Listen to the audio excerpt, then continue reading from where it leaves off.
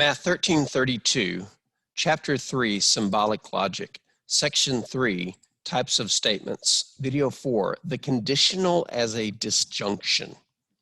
Recall that the conditional is the phrase if-then, so a sentence like if this happens, then that happens is a conditional, and a disjunction is just a statement centered around the word or.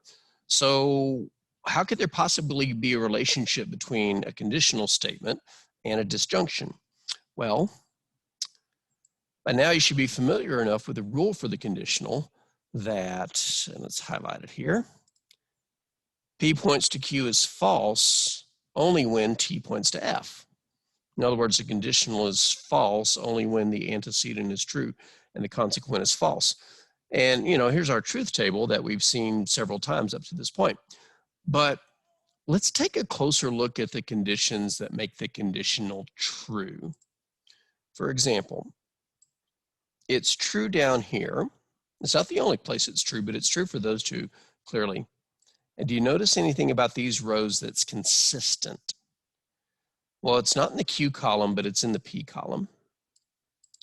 In other words, when you have a conditional and the antecedent is false, that automatically makes the conditional true.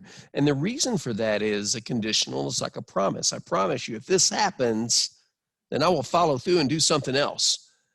But if the first thing never happens, you can't possibly break your promise. You can't possibly have lied. And so by default, you've told the truth. Unless you had another statement that says, if it doesn't happen, then, but that's the first condition that makes a conditional true. The antecedent is false. There's no way for you to break your promise if the antecedent never occurred in the first place. So that's one of two conditions that guarantees a conditional will be true. Now let's see if we can find the other one. And in order to find the other one, let's focus on the row that we haven't talked about yet, which is up here. Now we could say if they're both true, but that's a little bit too specific. Let's focus on these two rows. Now, those two rows are also cases where the conditional is true. Excuse me. And it picks up the top row that's not covered by the case where the antecedent is false. So what do these two rows have in common? Well, it's not that their antecedents are true or false, because if you notice, in this one the antecedent is true and in this one the antecedent is false. But if you look at the consequent, in both of those rows the consequent is true. So if the consequent is true, then the conditional is true. If the consequent is true, there is no way you could have broken your promise. So if we put those two together, these are the two conditions that make a conditional true. And just to really hit the point home, let's get rid of all the highlights that are currently here. And we're going to re-highlight. If the antecedent is false, we're on these two rows. If the consequent is true, we're on these two rows. But together, that covers every possibility of the conditional being true. So a conditional is true if the antecedent is false or the consequent is true. And it's important to say or, because there's only one row where they're both true. The only row where they're both true is here. But that's not all the rows where the conditional is true. So a conditional is true if the antecedent is false or the consequent is true, which is exactly what I say right here. The conditional is true if and only if its antecedent is false or its consequent is true. But we can some of this is supposed to be covered up, so oh well, spoiler alert. Both of these can be written symbolically. The conditional written symbolically is trivial, should be trivial at this point. It's a P pointing to a Q. But what about its antecedent is false, and that's supposed to say is? Should have proofread this. How about the statement, its antecedent is false or its consequent is true? Well, saying the antecedent is false is like saying negation P, and then or, of course, is a disjunction, and then consequent is true is like saying Q. So what we've said so far seems to imply that these things are equivalent, but we can check it with a double truth table real quick. Remember, a double truth table is just two truth tables merged together, because the first truth table we're making is, the first truth table we're making is this one, and the second truth table we're making is that one, but there's no need to write the P and Q column twice. All right, so let's fill these out real quick. This first column should be easy. It's a conditional. We know the condition under which it's false. It's false when T points to F. That's row 2. The other rows are true. For this column, we just take the negation of the P column, so that will be FFTT.